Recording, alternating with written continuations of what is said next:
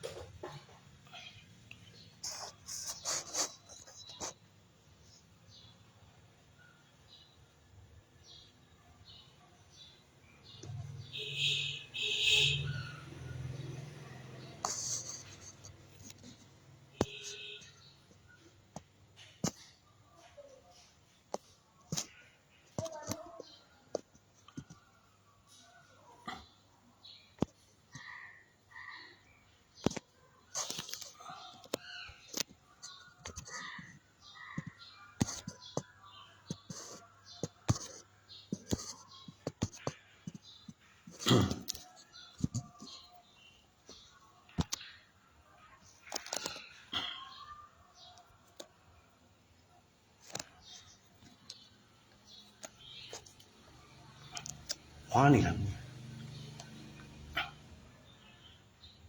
ကိုလင်းမင်္ဂလာပါဗျာမင်္ဂလာပါကိုလင်း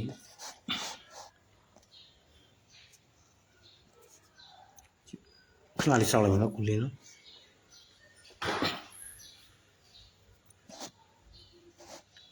ကျွန်တော်ယူကြည့်ရအောင်မြင်သူpage က live လွှင့်လို့မရလို့ဗျlive လွှင့်မရလို့ကျွန်တော်မှာဒီထောင်ကျော်ဆိုတဲ့အကောင့်လေးနဲ့ Facebook အကောင့်လေးနဲ့ပြန်လွှင့်တယ်ပြန်လွှင့်ပေးပါရနော်အမိတ်ဆွေများအနေနဲ့ယူကြည့်မိတ်ဆွေများအနေနဲ့လည်းထောင်ကျော်အကောင့်လေးအကောင့်ကိုအထားပေးကြပါ Facebook အကောင့်ကိုအထားပေးကြပါနော်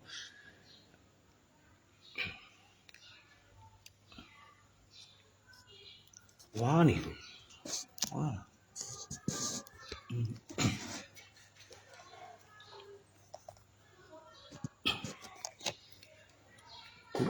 2026လေးရင်တော့ကို3ခုဖုန်းဆိုတဲ့တဲ့အာဘောနော်အဲ့တော့ကိုပြန်ပြပေးလိုက်မယ်အဲ့ဒီကမနစ်က2025ကြာလာကနန်းလေးပေါ့နော်အဲ့ဒီကနန်းကိုကျွန်တော်ကလူရှာလိုက်ဆိုတော့ဒီကလင်နာကိုကြော်လို့မှာကခုံ90ကနန်းက3ဟာပဲရှိကြာတယ်အဲ့3ဟာကြာလာတဲ့ကနန်းကိုကျွန်တော်ပြန်ရှာထားပြီးပါတယ်နော်အကမိစီများကြည့်လိုက်ကြအောင်ရှိတဲ့လူတွေပဲနော်အဲ့ဒီဖြောင်းကျော်လိုက်ကပြီးလို့ရှိရင်ကျွန်တော်တောင်းနေလို့ရှိရင်အဲ့ဒါကိုပြန်ပြီးတော့ပြန်ကူးပြီးတော့ဗီဒီယိုပြန်ကူးပြီးတော့ YouTube ကိုကျွန်တော်ပြန်တင်ပေးပါမယ် YouTube အောင်မြင်သူ YouTube ကောက်ကိုပြန်တင်ပေးပါမယ်နော်အဲ့လိုကြည့်လိုက်မယ်နော်ပြန်ပြီးပြန်ရှိရမယ်စနေပဲကိုလေးမှကြည့်နေဒီကိုကပြီးခဲ့တဲ့653လေဗျာရောဟိုလုံးပေါ့နော်ကျွန်တော်ပေါ့သွားတာပါဘာလို့ပေါ့သွားဆိုအဲ့ဒီကနန်းကကျွန်တော်ယာလာတဲ့ကနန်းဒါပေမဲ့ तू ကထောက်ထားမခိုင်လုံးဗျမခိုင်လုံးတဲ့တော့ကျွန်တော်ကတင်ပေးလိုက်တာဒီနေ့ကအနူနာလေးကြည့်လိုက်မယ်နော်အခင်းဒီမှာဗျာထောက်ထားမခိုင်လုံးတဲ့တင်ပေးလိုက်တာတဲ့ဒီမှာကကြားတယ်ကျွန်တော်ရှာလာတဲ့ site လေးပဲလေဒီမှာဒီ site လေးရမယ်ကျွန်တော်တစ်ခါပြလာပြီးဒီမှာထောက်ပြ3က5တက်ခွန်ကြားတယ်5တက်ခွန်ကြားတယ်နှစ်ခါပဲကြားတယ်နော်5တက်ခွန်ကြားလဲဒီဘက်နှစ်မှာ5အလေလေးပဲနော်5တက်ကိုမ5တက်ခွန်ဒီမှာဒီမှာ5အလေလေးပဲ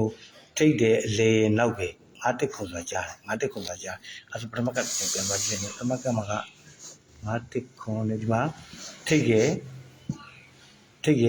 လေနောက်ကြာတော့ကျွန်တော်က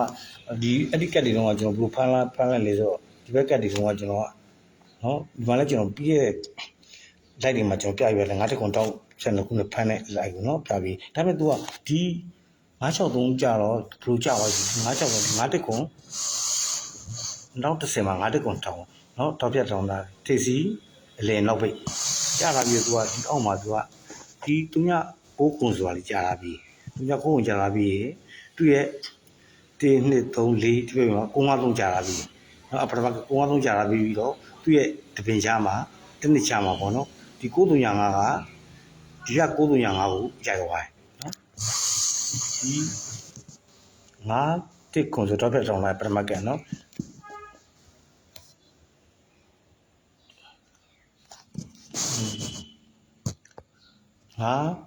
ငါတစ်ခွန်ဝါနေတာကိုလင်းဝါနေတာငါတစ်ခွန်ဆိုတော့ထိတ်ရလေနောက်ပဲအတော့ပြအဲ့ဒီထောင်လာအဲ့ဒီမှာ2010မှာကသူက309ခွန်ကြာပြီးတော့သူရဲ့ဒီပဲရှင်းနေမှာ953ကြာပြီ953ရဲ့တစ်နှစ်ချမှာ935ကိုသူ့ရဲ့မြင်းခုံက993ဆိုရိုက်သွားအဲ့ဆိုကျွန်တော်ဒီမှာကလည်း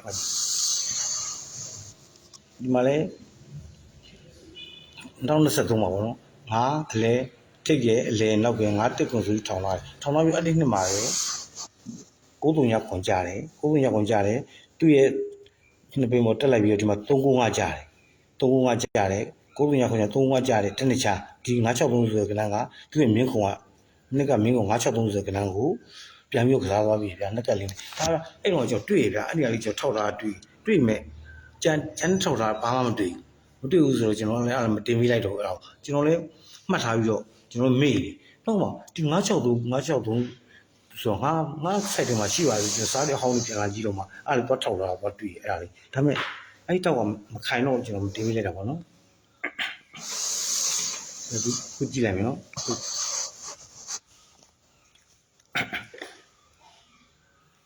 နည်းနည်းဝါနေဟုတ်ကဲ့ပါဗျာခုနေ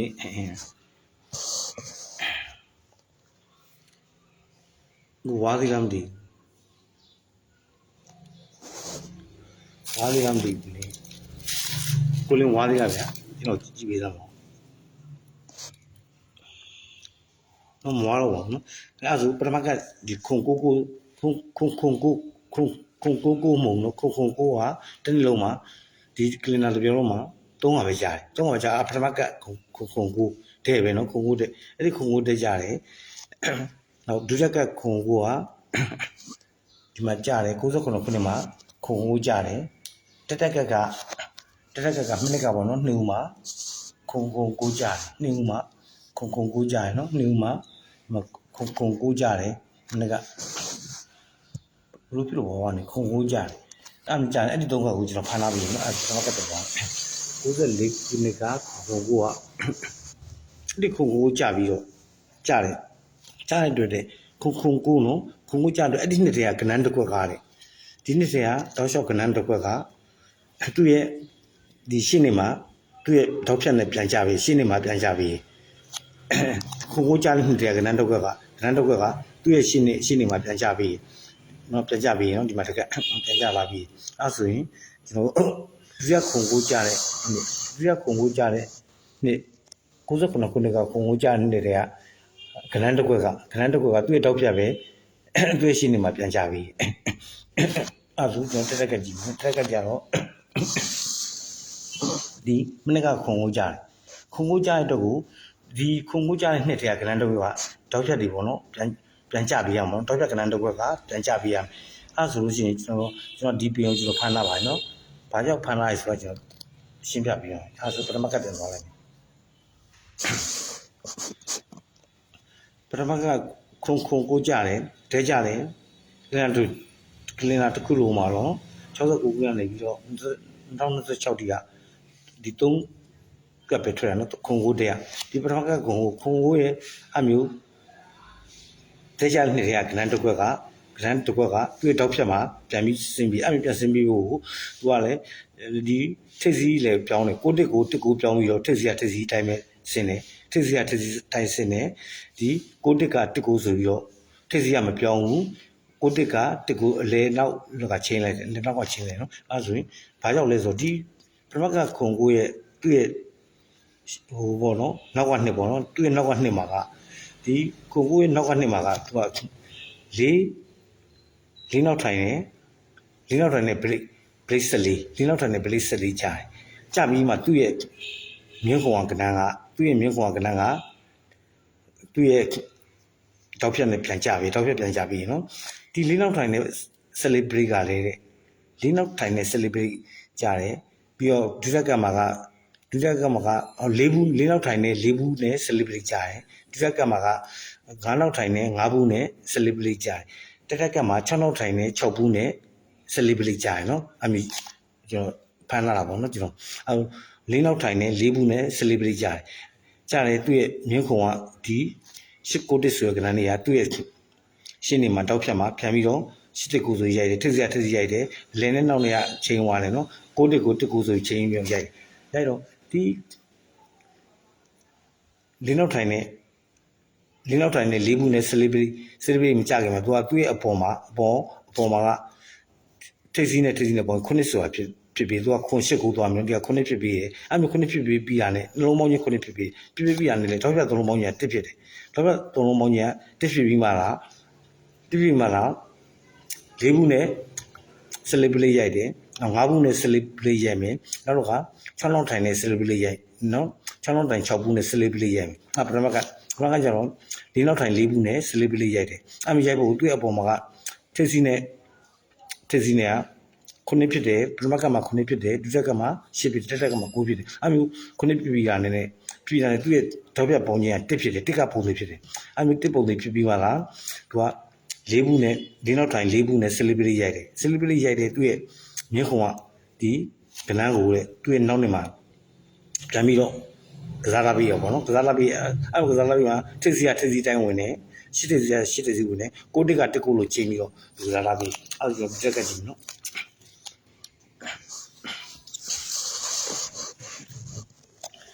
ဒီကခုံဝိုးကြတယ်ခုံဝိုးကြပြီးသူ့ရဲ့နောက်ကနှစ်မှာက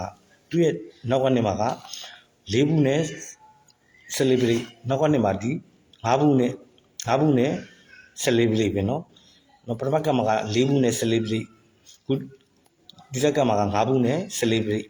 5ဘူးနဲ့ celebrate ကြတယ်5ဘူးနဲ့ celebrate ကြတယ်အဲ့မျိုးကြပြီးလို့သူ့ရဲ့အပေါ်တပင်ကျော်မှာကထိပ်စီကပထမကမှာ9ဒုတိယကမှာထိပ်စီနဲ့ပေါင်းကြီး8တယ်အဲ့မျိုး8ပြီးတာနေတဲ့တော့ပြ3လုံးပေါင်းကြီးပုံသေးတက်မယ်2 5 4ဆိုတက်မယ်2 5 4ဆိုတက်တယ်2 5 4ဆိုတက်အဲ့မျိုးတက်ဖြစ်ပြီးမှသူက5ဘူးနဲ့ celebrate ရိုက်တယ်ဒီ5ဘူးနဲ့ celebrate ရိုက်တယ်ရိုက်ပြီးတော့သူ့ရဲ့မြင်းကုံက995ဆိုတဲ့ကဏ္ဍကိုတဲ့995ဆိုတဲ့ကဏ္ဍကိုသူ့ရဲ့တောက်ဖြတ်မှာပြန်ကျလာပြီးပါတယ်တဲ့ထစ်စီကြတယ်ဒီ995ကိုဆိုပြီးချိန်ပြီးတော့နော်959ဆိုသူတဲကြတာပေါ့ကိုကထစ်စီချိန်နေအလေကနောက်ရောက်တယ်နောက်ပိတ်ကအလေဖြစ်ပြီးတော့959ဆိုတဲ့သူလာရနော်အဲ့ဒါဆိုကျွန်တော်တက်ကကြည့်မယ်တက်ကမှာကပထမကမှာက၄နောက်ထိုင်နေ celebrate ဒုတိယကမှာလည်း9နောက်၄နောက်ထိုင်နေ4ဘူးနဲ့ celebrate ဒုတိယကမှာက9နောက်ထိုင်နေ5ဘူးနဲ့ celebrate 6ဘူးတက်ကမှာက6နောက်ထိုင်နေ6ဘူးနဲ့ celebrate ဖြစ်ရမှာပေါ့နော်အဲ့ဒါဆို6နောက်ထိုင်နေ6ဘူးနဲ့ celebrate ဆိုရင်ကျွန်တော်ကဒီမှာကြည့်လိုက်မယ်ကြည့်6နောက်ထိုင်နေ6ဘူးနဲ့ celebrate ကဒီမှာတွေ့6နဲ့6ဆိုတွေ့နောက်တော့ဒီမှာ celebrate ကဒီနေ့မှာကြည့်လိုက်မယ်ဆိုဒီနေ့မှာကြည့်ရမယ်ဆိုဒီမှာတွေ့ရနော်66နှစ်ဆိုပြီးတော့ celebrate နော်တွေ့ရနော်ကျန်တာမရှိတော့ဘူးနော်ကျန်တာမရှိတော့ဘူးဒီနှစ်ကွက်ရှိတော့တဲ့နော်ဒီနှစ်ကွက်ရှိတော့အဲ့ဆိုပထမကဒီနှစ်ကွက်ရှိတော့တွေ့ရမြင်းခုံပေါ့နော်ပထမကမြင်းခုံရဲ့ဒီ6နောက်ပိတ်နဲ့6ဘူးနဲ့ celebrate သူ့ရဲ့မြင်းခုံက3ခုဆိုတဲ့ကဏ္ဍကဒီနေ့မှာ3ခုဆိုတဲ့ကဏ္ဍ3ခုဆိုပြီးတော့သူပြန်ကြမယ်နော်3က3ဖြစ်စီနဲ့ကြမယ်နော်ဒီခုနှစ်ဘူးနောက်ထိုင်နေကြမယ်နော်3ခုဆိုတော့အပူကနန်းဆိုတော့ချင်းနဲ့ခုံပဲပေါ့နော်3က3စီနဲ့ကြမယ်ဆိုတော့3ခုဆိုတဲ့ကဏ္ဍတစ်ခွက်ဒီမှာရရနော်အဲ့ဒါဒီအဲ့ဒီ6နောက်ထိုင်နေ6ဘူးနဲ့ celebrate ကလည်းဘာကြောင့်ဒီနေရာမှာကြာသွားဆိုတော့ဒီသူ့ရဲ့အပေါ်မှာကတေးစီနှလုံးပေါင်းကြီးကပထမကမှာ9ဒုတိယကမှာ10တတိယကမှာ9 36ဆိုပြီး9တယ်နော်တေးစီနှလုံးပေါင်းကြီး9ဖြစ်ပြီးမှလားဒီကြောက်ပြ3လုံးပေါင်းကြီးက1ဖြစ်တယ်1ကပုံလေးဖြစ်တယ်936ဆို1ဖြစ်တယ်ဒီနှလုံးပေါင်းကြီး9တယ်ကြောက်ပြ3လုံးပေါင်းကြီး1ဖြစ်ပြီးတော့ပြီးမှလားပထမကမှာတေးစီနှလုံးပေါင်းကြီး9တယ်ကြောက်ပြ3လုံးပေါင်းကြီး1ဖြစ်တယ်ဒုတိယကမှာတေးစီနှလုံးပေါင်းကြီးက10ဖြစ်တယ်ကြောက်ပြ3လုံးပေါင်းကြီး1ဖြစ်တယ်တတိယကမှာတေးစီနှလုံးပေါင်း9 8 9ဆိုပြီး9ဖြစ်တယ်36ဆိုပြီး9ဖြစ်တယ်ကြောက်ပြ3လုံးပေါင်းညာ1ပဲဖြစ်တယ်နော်1ကပုံလေးဖြစ်တယ်အဲ့မျိုး1ဖြစ်ပြီးမှလားဒီ6ဘူးနဲ့ celebrate ကဏ္ဍကိုကြားတယ်6ဘူးနဲ့ celebrate ကဏ္ဍကြားလိုက်တယ်သူ့ရဲ့ရင်းခုံက 3ခုဆိုတဲ့ကဏ္ဍငါးတယ်နော်ဒီမှာတွေ့တယ်မှာ3ခုဆိုပြီးဒီမှာပြန်ကစားလိုက်တယ်နော်3ခုပေါ့နော်3ခုဆိုပြီးတဲ့ပြန်3က3လေးနဲ့ခုနှစ်ဘူးကခုနှစ်ဘူးပြန်ဆင်းတာပေါ့နော်ခုနှစ်ဘူးကခုနှစ်ဘူး3ခုဆိုတဲ့တက်ကွက်ဒီမှာရတယ်တကယ်လို့ဒီမှာကအဲ့ဒီ celebrity မှာ तू ကမကြပြလို့ရှိရင်ဒီမှာက6နှစ်ဆိုတာနှစ်ခါထွက်သွားနော်6နှစ်ဆိုတာနှစ်ခါထွက်သွားတဲ့အတွက်ဒီမှာလည်း6နှစ်ဆိုနောက်တစ်ခါထွက်သွားတဲ့အတွက်ခုသူရဲ့မြင်းခွန်ကကဏ္ဍဆိုတော့6နှစ်က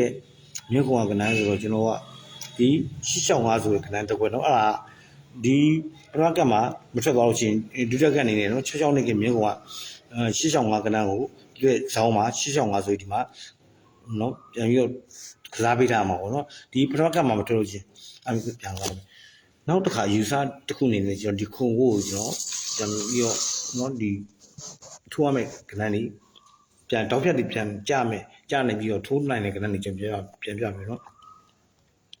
ခုံကိုဆိုတော့ဗျာခုံကိုကတဲတုံးကရှိတယ်ခုံကိုဆိုတော့သူက9နောက်ထိုင်တယ်နော်9နောက်ထိုင်တဲ့တွေ့တဲ့အတိနှစ်ထဲကဒီနော်ခုံကိုကြတဲ့နှစ်ထဲက6လက်ထိုင်တဲ့ကဏ္ဍတစ်ခွက်6လက်ထိုင်တဲ့ကဏ္ဍတစ်ခွက်ကိုသူတောက်ဖြတ်ကိုပြန်ထိုင်ပေးမလားပေါ့နော်အာယူဆတာပေါ့နော်အဲ့ဆိုရင်ကျွန်တော်ကဒီမှာကဒုတိယကတ်မှာခုံကိုကြီးတော့ဒီခုံကိုဆိုတော့6ပိတ်တယ်6ပိတ်တဲ့အတွက်ဒီမှာ6လက်ထိုင်တဲ့ကဏ္ဍတစ်ခွက်ကိုဒီမှာတောက်ဖြတ်ပြီးပြန်ကြပေးတာကသူ့ရဲ့ရှိနေမှာအဲ့ဆိုကျွန်တော်တို့တက်ကတ်မှာကြည့်မယ်ခုံကိုကြီးရဲ့အတွက်ဒီနှစ်တည်းက6လက်ထိုင်တဲ့ကဏ္ဍတစ်ခွက်ဆိုတော့6လက်ထိုင်တဲ့ကဏ္ဍဒီကဏ္ဍက8 6လေးကနောက်ပတ်မှာ8 6လေးဆိုပြီးပြန်ကစားနိုင်တယ်ပေါ့နော်အာယူဆတာပေါ့နော်နောက်တော့6လက်ထိုင်တဲ့ကဏ္ဍဆိုတော့လိုက်ကြည့်လိုက်မယ်ဒီမှာ6လက်ထိုင်ကဆိုဒီမှာ3 9နှစ်ဆိုတော့6လက်ထိုင်တဲ့ကဏ္ဍအဲ့ဆိုဒီ6လက်ထိုင်ကဏ္ဍကလည်းဒီ3 9နှစ်ကလည်းဒီမှာလည်းပြန်ကျနိုင်တာပေါ့နော်အဲ့ဆိုနောက်တော့ကြည့်လိုက်ဒီမှာ696ဆိုတော့6လက်ထိုင်တယ်6လက်ထိုင်တဲ့ကဏ္ဍဒီကဏ္ဍကလည်း696ဆိုတော့6လက်ထိုင်တယ်ဒီကဏ္ဍကလည်းဒီနေ့မှာပြန်ကစားနိုင်တယ်နောက်တော့898ဆိုတော့6လက်ထိုင်တယ်6လက်ထိုင်တဲ့အတွက်ဒီကဏ္ဍလည်းဒီနေ့မှာပြန်ကစားနိုင်တယ်ပေါ့နော်နောက်ထောက်ပြပြန်ကစားနိုင်တယ်နောက်တော့ဒီမှာ6လက်ထိုင်တယ်895ဆိုပြီး6လက်ထိုင်တယ်895ဆို6လက်နဲ့6လက်နဲ့ကဏ္ဍတွေကဒီမှာပြန်ကျနိုင်တာပေါ့နော်အဲ့ပြန်ကျနိုင်တဲ့ကဏ္ဍကိုပြောဒါတော့ခုံကိုဆိုတာ9နောက်ပိတ်တယ်9နောက်ပိတ်တဲ့အတွက်အဲ့ဒီနှစ်တွေက6လက်နဲ့ကဏ္ဍကတစ်ခွက်ကသူရှင်းနေကိုတစောင်းပြန်ကြပါတော့နောက်ချက်ယူဆချက်ကအဲ့ဒီဘယ်လိုယူဆလဲဆိုတော့ကျွန်တော်ယူဆပါတော့အဲ့ဒီနှစ်ထဲမှာပဲခုံကိုကြားနှစ်ထဲမှာပဲခုံကိုကြားတဲ့နှစ်ထဲမှာပဲမှာ9နောက်ထိုင်တဲ့ break 14 9နောက်ထိုင်တဲ့ break 4ပေါ့နော်9နောက်ထိုင်တဲ့ break 4ကဏ္ဍကပြန်ကြတယ်ပြန်ကစားလာတယ်နော်9နောက်ထိုင်တဲ့ break 4ကဏ္ဍကပြန်ကြလာတယ်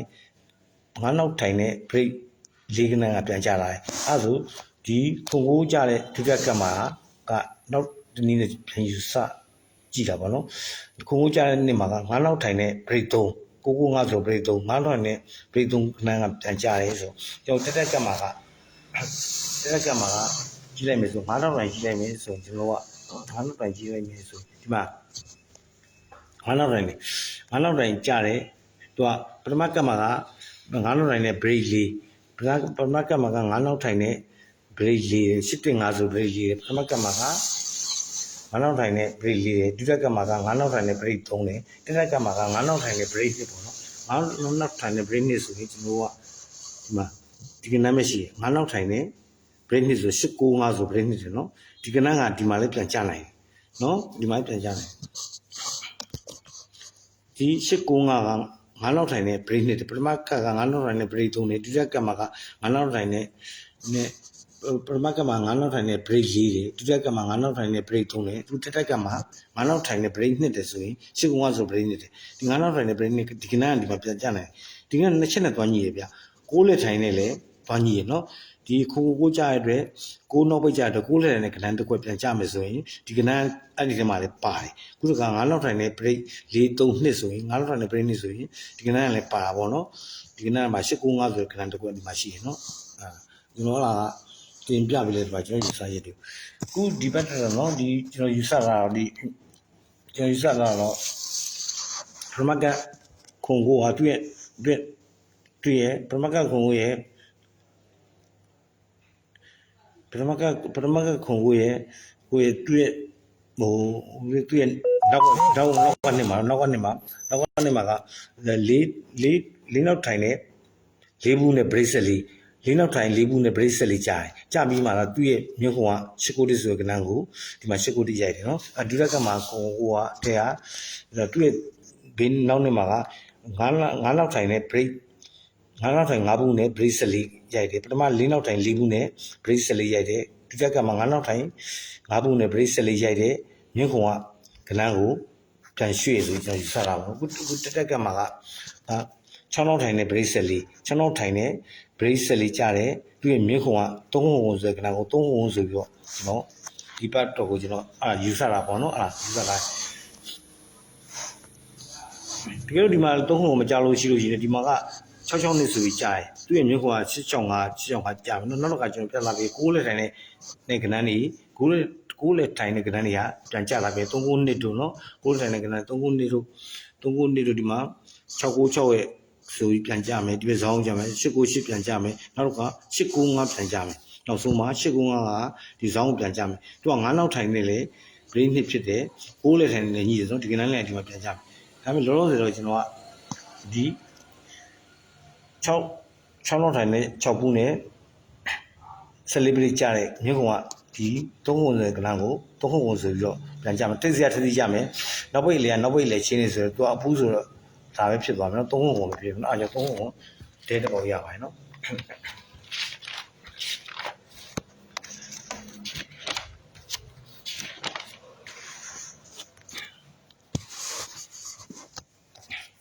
3ဟုံတဲ့ပါနော်3ဟုံတဲ့ဒါပေမဲ့နေပါတော့အားရပါပဲနော်ကျွန်တော်ပထမလိုက်ပါကျွန်တော်ဒုတိယလိုက်တက်လိုက်ပြီးတော့တင်ပြဖို့များရင်ပထမလိုက်ပါ